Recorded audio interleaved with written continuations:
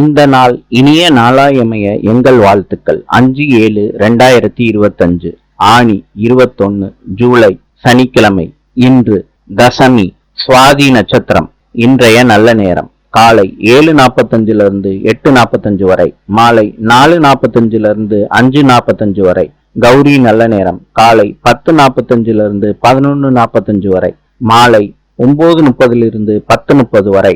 ராவுகாலம் காலை 9 மணியிலிருந்து 10:30 வரை. யமகண்டம் காலை 1:30 3 மணி வரை.